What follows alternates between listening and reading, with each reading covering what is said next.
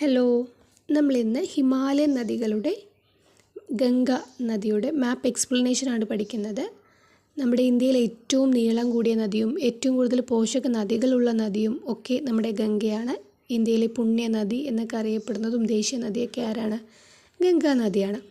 ഇന്ത്യയിൽ ഒഴുകുന്ന ഗംഗയുടെ നീളം എന്ന് പറയുന്നത് 25 കിലോമീറ്ററാണ് ഗംഗയുടെ ആകെ നീളം എന്ന് പറയുന്നത്. ഇത് ഏതൊക്കെ സംസ്ഥാനങ്ങളിലൂടെയാണ് നമ്മുടെ ഗംഗ ഒഴുകുന്നത് നോക്കിയാലോ.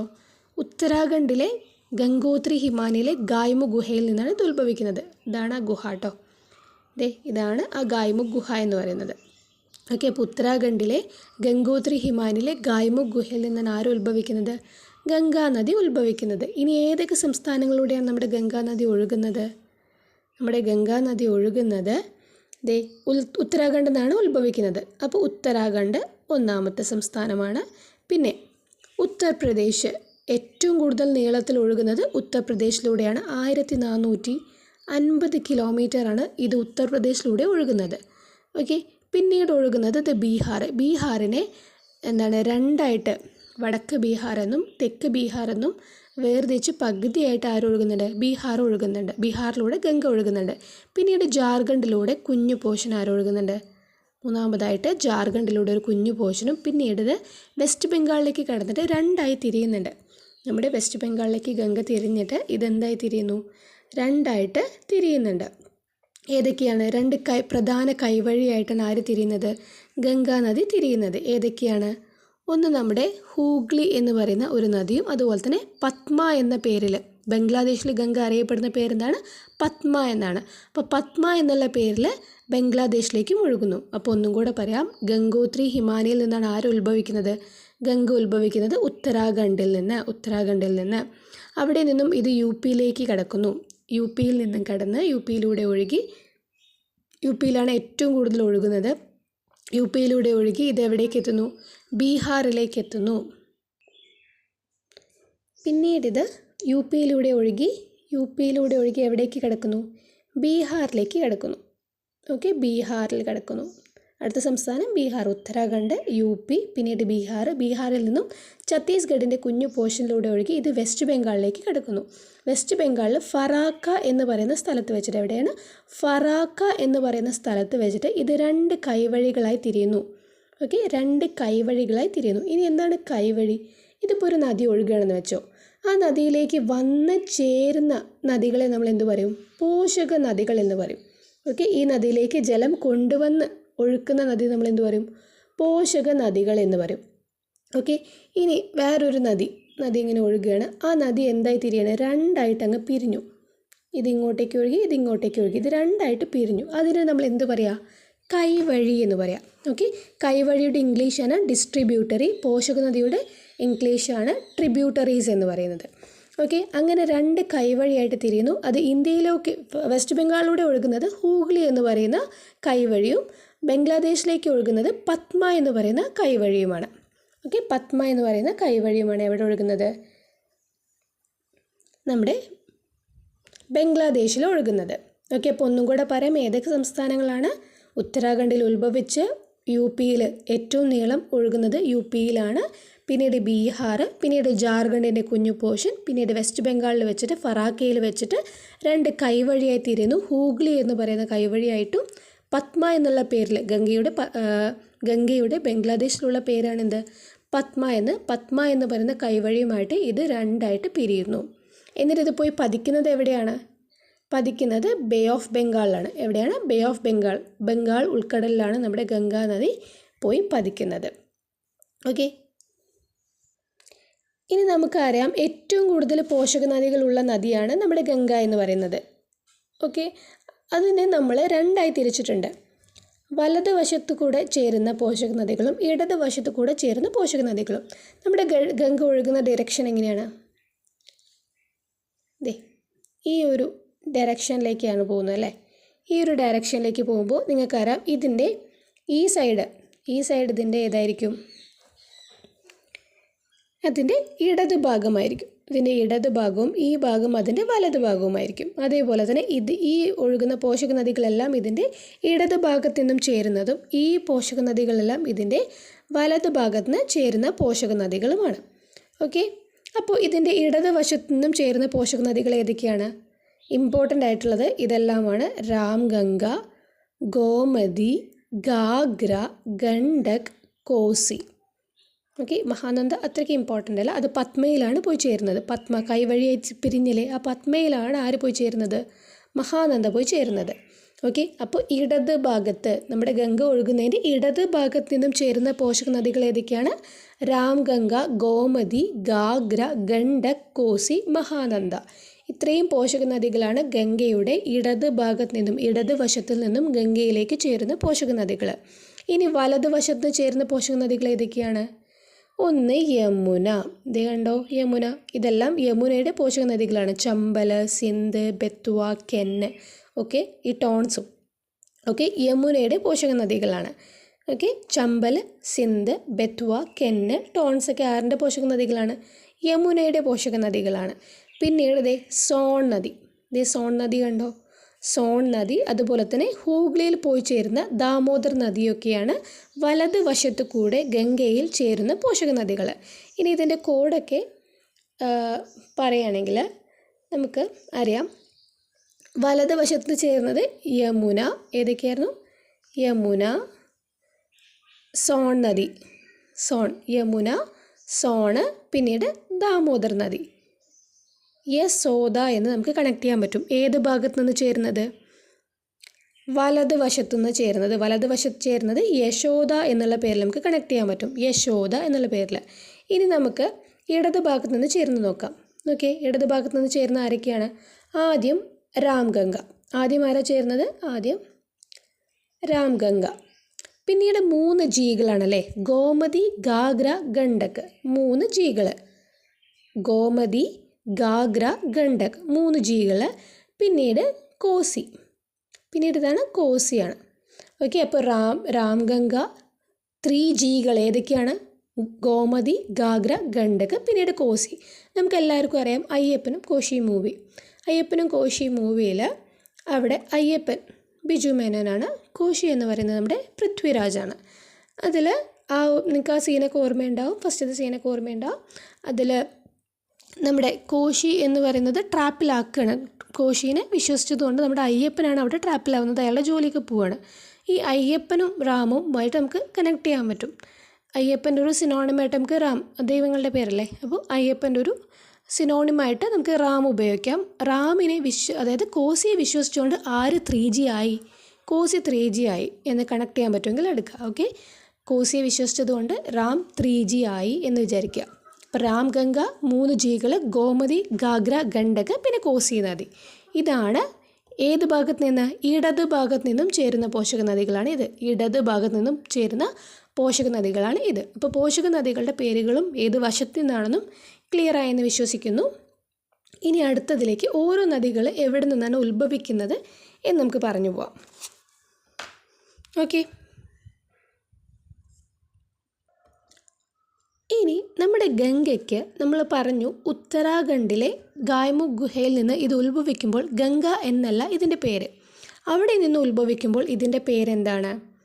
ഭഗീരഥി എന്നാണ്. ഓക്കെ, ഭഗീരഥി നദി എന്നാണ് നമ്മുടെ ഗംഗയുടെ ഉത്ഭവസ്ഥാനത്തുള്ള പേരെന്താണ്? ഭഗീരഥി എന്നാണ്. ഓക്കെ, ഇതിന് ഗംഗ എന്നുള്ള പേര് ലഭിക്കുന്നത് ദേവപ്രയാഗിൽ വെച്ചിട്ടാണ്. എവിടെ വെച്ചിട്ടാണ്? ഉത്തരാഖണ്ഡിലെ ദേവപ്രയാഗിൽ വെച്ചിട്ടാണ് ഇതിന് ഗംഗ എന്നുള്ള പേര് ലഭിക്കുന്നത്. ഈ ഗംഗാ നദിയിലേക്ക് അളകനന്ദ നദി വന്ന് കൂടി ചേരുന്ന ഭാഗമാണേത്? ഇതാണ് അളകനന്ദ. അളകനന്ദ ഉത്ഭവിക്കുന്നത് സത്തോപന്ത് ഹിമാലയിൽ നിന്നാണ്. എവിടെ നിന്നാണ്? സത്തോപന്ത് ഹിമാലയിൽ നിന്നാണ് ആര് ഉത്ഭവിക്കുന്നത്? അളകനന്ദ ഉത്ഭവിക്കുന്നത്. അപ്പോൾ ഉത്തരാഖണ്ഡിലെ ദേവപ്രയാഗിൽ വെച്ചിട്ട് ഈ ഭഗീരഥി നദിയും അളകനന്ദ നദിയും കൂടിച്ചേരുന്നത് ദേവപ്രയാഗിൽ വെച്ചിട്ടാണ്. അവിടെ വെച്ചിട്ടാണ് ഇത് ഗംഗ എന്നുള്ള പേരിൽ ഒഴുകുന്നത്. ഗംഗ എന്ന പേര് ലഭിക്കുന്നത് ദേവപ്രയാഗിൽ വെച്ചിട്ടാണ്. ഉത്ഭവസ്ഥാനത്ത് ഗംഗ അറിയപ്പെടുന്ന പേര് ഭഗീരഥി എന്നാണ്. അപ്പോൾ ഭഗീരഥി നദിയും അളകനന്ദ നദിയും കൂടിച്ചേർന്നാണ് ഇതിന് ഗംഗ എന്നുള്ള പേര് ലഭിക്കുന്നത്. അതിന് മുൻപായിട്ട് നമുക്ക് കുറച്ച് പഞ്ചപ്രയാഗങ്ങൾ നിങ്ങൾ കേട്ടിട്ടുണ്ടാവും. പഞ്ചപ്രയാഗങ്ങൾ, 2 നദികൾ കൂടിച്ചേരുന്ന സ്ഥലത്തിന് നമ്മൾ പ്രയാഗ് എന്ന് പറയുന്നത്. ഓക്കെ, 2 നദികൾ കൂടിച്ചേരുന്ന പ്രദേശത്തെയാണ് നമ്മൾ എന്ത് പറയുന്നത്? പ്രയാഗ് എന്ന് പറയുന്നത്. ഓക്കെ, അപ്പോൾ നമ്മുടെ ഈ അളകനന്ദയ്ക്ക് കുറച്ച് പോഷക നദികളുണ്ട്. ഈ ഭഗീരഥിയിൽ വന്ന് ചേരുന്ന അളകനന്ദയ്ക്ക് കുറച്ച് പോഷക നദികളുണ്ട്. ഈ ഉത്തരാഖണ്ഡിലെ പഞ്ചപ്രയാഗങ്ങൾ വളരെ ഇമ്പോർട്ടൻ്റ് ആണ്. അപ്പോൾ ആ പഞ്ചപ്രയാഗങ്ങൾ അളകനന്ദയിൽ കൂടിച്ചേരുന്നത് 4 പ്രയാഗങ്ങളുണ്ട്. ആ പ്രയാഗങ്ങൾ ഏതൊക്കെയാണ് നമ്മൾ അറിഞ്ഞിരിക്കണം. നമ്മുടെ അളകനന്ദയുടെ പോഷക നദികളും ഈ ഭഗീരഥി എല്ലാതും നമ്മുടെ ഗംഗയുടെ ഉൽപ്പത്തി പ്രവാഹങ്ങളാണ്. ഏതൊക്കെയാണ്? ധൗളി ഗംഗ, നന്ദാകിനി, പിണ്ടാറ്, മന്ദാകിനി ഒക്കെ നമ്മുടെ ഗംഗയുടെ ഉൽപ്പത്തി പ്രവാഹങ്ങളായിട്ട് നമുക്ക് പറയാൻ പറ്റും. ഏതൊക്കെയാണ്? ധൗളി ഗംഗ, അതൊക്കെ അളകനന്ദയുടെ പോഷക നദികൾ കൂടി ചേരുകയാണ്. അളകനന്ദയുമായിട്ട് വന്ന് ചേരുന്ന പോഷക നദികളാണ് ഏതൊക്കെ? ധൗളി ഗംഗ, നന്ദാകിനി, പിണ്ടാറ്, രുദ്രപ്രയാഗ്. അതുപോലെ തന്നെ ഭഗീരഥിയിൽ ഈ അളകനന്ദ വന്ന് ചേർന്നിട്ട് ഗംഗ എന്നുള്ള പേരിൽ ഒഴുകുന്നു. അപ്പോൾ ആദ്യമായിട്ട് നമ്മുടെ അളകനന്ദയിൽ വന്ന് ചേരുന്നത് ആരാണ്? അത് ധൗളി ഗംഗയാണ്. ആദ്യമായിട്ട് വന്ന് ചേരുന്നത് ആരാണ്? ധൗളി ഗംഗയാണ്. ധൗളി ഗംഗ. ധൗളി ഗംഗ അളകനന്ദയായിട്ട് ചേരുന്ന സ്ഥലത്തിന് നമ്മൾ എന്താ പറയുക? വിഷ്ണുപ്രയാഗ് എന്ന് പറയാം. എന്താ പറയുക? വിഷ്ണുപ്രയാഗ് എന്ന് പറയാം. ഓക്കെ, എന്താ പറയുന്നത്? വിഷ്ണുപ്രയാഗ്. ഓക്കെ, അളകനന്ദയിൽ ധൗളി ഗംഗ ചേരുമ്പോൾ, ധൗളി ഗംഗ അളകനന്ദയുമായിട്ട് ചേരുമ്പോൾ വിഷ്ണുപ്രയാഗ്, ഡേവ്. അളകനന്ദയുമായിട്ട് ആര് ചേരുമ്പോൾ? ധൗളി ഗംഗ ചേരുമ്പോൾ വിഷ്ണുപ്രയാഗ്. എന്താ പറയുക? വിഷ്ണുപ്രയാഗ്. ഈ ഡേവ് എന്നുള്ള കോഡ് നെയിം അവിടെ ഓർത്ത് വയ്ക്കുക. Dave, Dave. Dhauli Ganga, Alaknanda, Vishnuprayag. Dave എന്ന് ഓർത്ത് വയ്ക്കുക കേട്ടോ. ഡേവ് എന്ന് ഓർത്ത് വയ്ക്കുക. അത് കഴിഞ്ഞ് അടുത്ത ആളാരാണ്? അതാണ് ആദ്യത്തെ അളകനന്ദയുമായിട്ട് കൂടിച്ചേർന്ന ആദ്യത്തെ പോഷക നദിയാണ് ധൗളി ഗംഗ. അടുത്തതാണ് നന്ദാകിനി. അടുത്തതാരാണ്? നന്ദാകിനി. നന്ദാകിനി അളകനന്ദയുമായിട്ട് ചേരുന്ന സ്ഥലമാണ് നന്ദപ്രയാഗ്. നമുക്കത് പേര് തന്നെ കിട്ടും. നന്ദാകിനി, നന്ദപ്രയാഗ്. NNN അല്ലേ? നന്ദ. നന്ദാകിനി, നന്ദപ്രയാഗ്. അപ്പോൾ അളകനന്ദയിൽ നന്ദാകിനി വന്ന് ചേരുന്ന സ്ഥലത്ത് നമ്മൾ എന്താ പറയുക? നന്ദപ്രയാഗ് എന്ന് പറയാം. എന്താ പറയുക? നന്ദപ്രയാഗ്. നന്ദപ്രയാഗ്. അളകനന്ദയിൽ നന്ദാകിനി നദി വന്ന് ചേരുന്ന സ്ഥലത്തെ നമ്മൾ എന്താ പറയുക? നന്ദപ്രയാഗ് എന്ന് പറയും. അത് രണ്ടാമത്തെ പോഷക നദിയാണ്. ഇനി മൂന്നാമത്തെ അളകനന്ദയുടെ പോഷക നദിയാണ് ഏത്? പിണ്ടാറ്. അടുത്തത് ഏതാണ്? പിണ്ടാറ്. പിണ്ടാറ്. പിണ്ടാറ് നമ്മുടെ അളകനന്ദയുമായിട്ട് ചേരുന്ന സ്ഥലത്തിനാണ് നമ്മൾ എന്ത് പറയുക? കർണപ്രയാഗ് എന്ന് പറയാം. എന്താ പറയുക? കർണപ്രയാഗ്. അപ്പോൾ പിണ്ടാറ് അളകനന്ദയുമായിട്ട് ചേരുന്ന സ്ഥലം എന്താണ്? കർണപ്രയാഗ്. പാക്ക് എന്ന് ഓർത്ത് വയ്ക്കുക. പിണ്ടാറ് അളകനന്ദയുമായിട്ട് ചേരുന്ന സ്ഥലം കർണപ്രയാഗ്.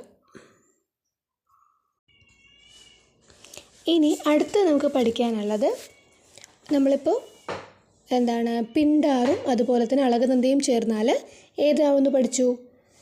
കർണപ്രയാഗാണെന്ന് പഠിച്ചു. ഇനിയുള്ളത് ഏതാണെന്ന് വെച്ചാൽ ഏറ്റവും അവസാനമായിട്ട് നമ്മുടെ അളകനന്ദയിൽ ചേരുന്ന നദിയാണ് മന്ദാകിനി നദി. ഏതാണ്? മന്ദാകിനി.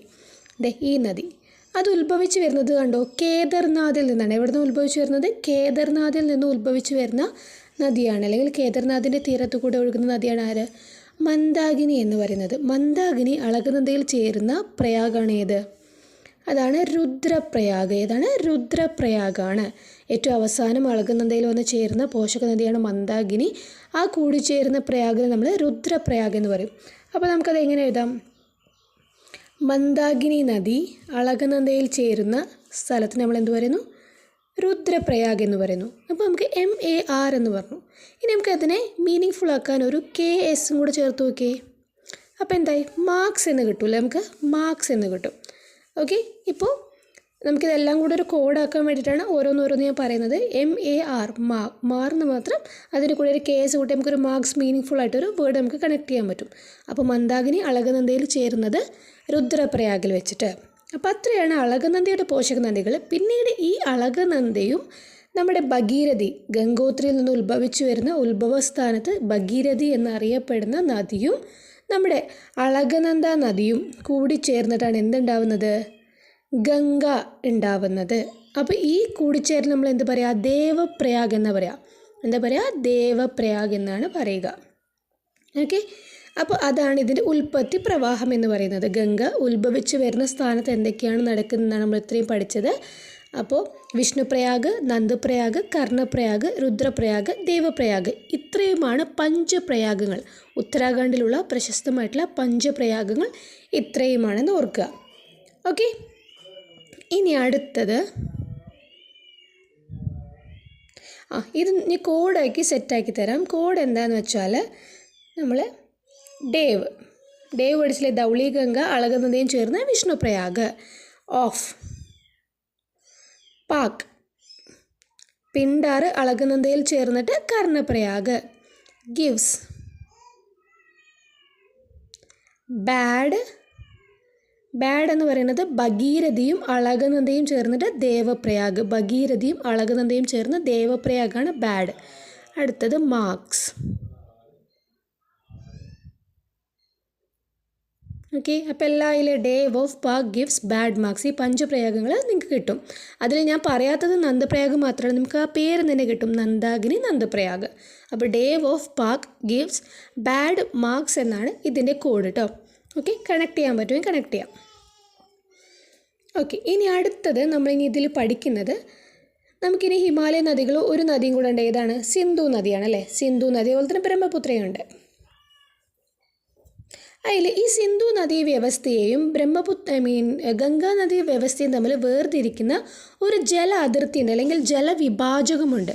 വാട്ടർ ഡിവൈഡ് എന്നാണ് നമ്മളതിന് ഇംഗ്ലീഷിൽ പറയാം. ജലവിഭാജകം, അതാണ് Ambala water divide. Ambala water divide ആണത്. അത് ഹരിയാനയിലാണ് സ്ഥിതി ചെയ്യുന്നത്. അംബാല വാട്ടർ ഡിവൈഡ് സിന്ധു നദീ വ്യവസ്ഥയും ഗംഗാ നദീ വ്യവസ്ഥയും. ഓക്കെ, സിന്ധു നദീ വ്യവസ്ഥ, ഒരു നദിയുടെ വ്യവസ്ഥ എന്ന് പറയുന്നത് ആ നദിയും ആ നദിയിലുള്ള പോഷക നദികളെല്ലാം ചേർന്നിട്ടാണ് നമ്മൾ എന്താ പറയുക, അതിൻ്റെ വ്യവസ്ഥ എന്ന് പറയുന്നത്. ഓക്കെ, അപ്പോൾ സിന്ധു നദീ വ്യവസ്ഥയെയും ഗംഗാ നദീ വ്യവസ്ഥയും തമ്മിൽ വേർതിരിക്കുന്ന ജലവിഭാജകമാണ് ഏത്? അംബാല വാട്ടർ ഡിവൈഡ് എന്ന് പറയുന്നത്. അത് സ്ഥിതി ചെയ്യുന്നത് ഹരിയാനയിലാണ്. എവിടെയാണ് സ്ഥിതി ചെയ്യുന്നത്? ഹരിയാനയിലാണ് അത് സ്ഥിതി ചെയ്യുന്നത്. ഓക്കെ, അപ്പോൾ എന്താണ് വാട്ടർ ഡിവൈഡ് എന്ന് ഞാൻ പറഞ്ഞുതരാം. വാട്ടർ ഡിവൈഡ് എന്ന് പറയുന്നത് ഒരു നദിയുടെ റിവർ ബേസിൻ അല്ലെങ്കിൽ വൃഷ്ടിപ്രദേശത്ത് നിന്നും മറ്റൊരു നദിയുടെ വൃഷ്ടിപ്രദേശത്ത് നിന്നും വേർതിരിക്കുന്ന അതിർത്തിനെയാണ് നമ്മൾ എന്ത് പറയുക? വാട്ടർ ഡിവൈഡ് അല്ലെങ്കിൽ ജലവിഭാജകം, ജല അതിർത്തി എന്നൊക്കെ പറയാം. അതൊന്നില്ലെങ്കിൽ ഒരു ഉയർന്ന സർഫസ് ആവാം, അല്ലെങ്കിൽ ഒരു മലനിരയാവാം. ഒന്നില്ലെങ്കിൽ ഒരു മലയാവാം, അല്ലാന്നുണ്ടെങ്കിൽ എന്താവാം? ഒരു ഉയർന്ന പ്രദേശമായിരിക്കും. ഒരു നദീനെ, ഇതൊരു റിവർ ബേസിനാണ്, ഇതൊരു റിവർ 1, ഇതൊരു റിവർ 2. ഈ 2 നദികളെയും തമ്മിൽ വേർതിരിക്കുന്ന ഒരു ഉയർന്ന പ്രദേശം, ഇവിടെ നിന്ന് ലഭിക്കുന്ന മഴയും ഇവിടെ നിന്ന് ഉത്ഭവിക്കുന്ന ഉറവകളൊക്കെ ഈ റിവറിന് 1 കിട്ടും, ഇവിടെ നിന്ന് ഉത്ഭവിക്കുന്നത് റിവർ 2 കിട്ടും. ഓക്കെ, അതാണ് ജലവിഭാജകം. ഒന്നില്ലെങ്കിൽ അതൊരു ഉയർന്ന പ്രദേശമാവാം, അല്ലെങ്കിൽ അതൊരു മലനിരയാവാം. ഓക്കെ, അപ്പോൾ അംബാല വാട്ടർ ഡിവൈഡ് അത് ഹരിയാനയിലാണെന്ന് ഓർത്ത് വയ്ക്കുക. ഏതൊക്കെ നദീ വ്യവസ്ഥയാണ്? ഗംഗാ നദീ വ്യവസ്ഥയും അതുപോലെ തന്നെ സിന്ധു നദീ വ്യവസ്ഥയാണ് ഇത് നമ്മൾ എന്ത് ചെയ്യുന്നത്? വേർതിരിക്കുന്നത്. ഇനി അടുത്തത് നമ്മൾ പഠിക്കുന്നത് ബംഗ്ലാദേശിൽ എന്താണ് സംഭവിക്കുന്നത് എന്നാണ്. നമ്മൾ പറഞ്ഞിരുന്നു പത്മ എന്നുള്ള പേരിൽ നമ്മുടെ ഗംഗ ഇങ്ങോട്ടേക്ക് വരുന്നു, കൈവഴിയായിട്ട് പിരിഞ്ഞു അല്ലേ. ഹൂഗ്ലിയായിട്ടും ഫറാക്ക് എന്ന് പറയുന്ന സ്ഥലത്ത് വെച്ചിട്ട് ഹൂഗ്ലിയായിട്ടും അതുപോലെ തന്നെ പത്മ എന്നുള്ള പേരിൽ എങ്ങോട്ടേക്കുമാണ് ഇത് ഒഴുകുന്നത്? പത്മ എന്നുള്ള പേരിൽ പത്മ എന്നാണ് കേട്ടോ. ബ്രഹ്മപുത്രയിൽ അറിയുന്നതാണ് പത്മ. പത്മ എന്നുള്ള പേരിൽ ബംഗ്ലാദേശിലേക്ക് വന്നു. പിന്നീട് ബ്രഹ്മപുത്ര എന്ന് പറയുന്ന നദി നമ്മുടെ നോർത്ത് ഈസ്റ്റ് ആസാമിലൂടെ, അരുണാചൽ പ്രദേശ് ആസാമിലൂടെ ഒഴുകി എവിടേക്ക് വരുന്നുണ്ട്? ദിബ്രുഗഡ് എന്ന് പറയുന്ന സ്ഥലത്ത് വെച്ചിട്ട് നമ്മുടെ ബ്രഹ്മപുത്ര ബംഗ്ലാദേശിലേക്ക് കിടക്കുന്നുണ്ട്. അവിടെ ഇതിൻ്റെ പേര് ജമുന എന്നാണ്. ബംഗ്ലാദേശിൽ ബ്രഹ്മപുത്ര അറിയപ്പെടുന്ന പേരെന്താണ്? ജമുന എന്നാണ്. ഓക്കെ, ജമുന എന്നുള്ള പേരിലാണ് ആരറിയപ്പെടുന്നത്? ബ്രഹ്മപുത്ര അറിയപ്പെടുന്നത്. അപ്പോൾ ഈ പത്മ നദിയും ഈ ജമുന നദിയും എന്താവുന്നുണ്ട്? കൂടിച്ചേരുന്നുണ്ട്. ജമുന നദി നമ്മുടെ പത്മ നദിയിൽ വന്ന് ചേർന്ന് പിന്നീട് നോർത്ത് ഈസ്റ്റേൺ സംസ്ഥാനങ്ങളിലൂടെ ഒഴുകുന്ന ഒരു നദിയും കൂടെ ഉണ്ട്. അതാണ് ഈ മേഘ്ന എന്ന നദിയാണ്. മേഘ്ന എന്ന് പറയുന്ന നദി. ഈ മേഘ്ന നദിയിലേക്കാണ് ആര് വന്ന് പതിക്കുന്നത്? ഈ ഗംഗയും ബ്രഹ്മപുത്രയും കൂടിച്ചേർന്നിട്ട് മേഘ്ന എന്ന് ഈ പറയുന്ന നദിയിലേക്ക് കൂടിച്ചേർന്ന് പിന്നീട് അത് മേഘ്ന എന്നുള്ള പേരിലാണ് ഒഴുകുന്നത്. പിന്നീട് അത് ഏത് പേരിലാണ് ഒഴുകുന്നത്? മേഘ്ന എന്നുള്ള പേരിലാണ് ഒഴുകുന്നത്. ഒന്നും കൂടെ പറയാം. നമ്മുടെ ഗംഗ പത്മ എന്നുള്ള പേരിൽ, ഗംഗ ഏത് പേരിലാണ്? പത്മ എന്നുള്ള പേരിലും ബ്രഹ്മപുത്ര ജമുന എന്നുള്ള പേരിലും എവിടെ ജോയിൻ ചെയ്യുന്നു? ബംഗ്ലാദേശിൽ ജോയിൻ ചെയ്യുന്നു. ഈ ജോയിൻ ചെയ്ത് ഒന്നിച്ചു പോയ നദി പിന്നീട് മേഘ്ന എന്ന് പറയുന്ന നദിയുമായിട്ട് എന്താവുന്നു? ജോയിൻ ആവുന്നു. പിന്നീട് ഇത് ഈ നദികളെല്ലാം കൂടെ മേഘ്ന എന്നുള്ള പേരിലാണ് പിന്നീട് അറിയപ്പെടുന്നത്. ഗംഗയും ബ്രഹ്മപുത്രയും, അതായത് ബംഗ്ലാദേശിലെ പത്മയും ജമുനയും കൂടിച്ചേർന്ന് മേഘ്ന എന്നുള്ള നദിയിലേക്ക് കൂടിച്ചേർന്നു. പിന്നീട് ഈ നദി എന്താവുന്നു? മേഘ്ന എന്നുള്ള പേരിലാണ് അറിയപ്പെടുന്നത്. അപ്പോൾ ഏതൊക്കെ നദികളാണ് ലോകത്തിലെ ഏറ്റവും വലിയ സുന്ദർബൻസ് ഡെൽറ്റ ഉണ്ടാക്കുന്നതെന്ന് ചോദിച്ചാൽ അത് ഗംഗയും ബ്രഹ്മപുത്രയും അതുപോലെ തന്നെ മേഘ്നയും ചേർന്നിട്ടാണ്.